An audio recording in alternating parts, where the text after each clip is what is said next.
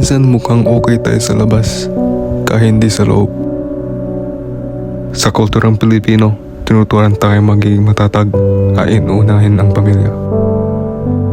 Pero ang pagiging matatag ay hindi pag-iiwas sa mararamdaman.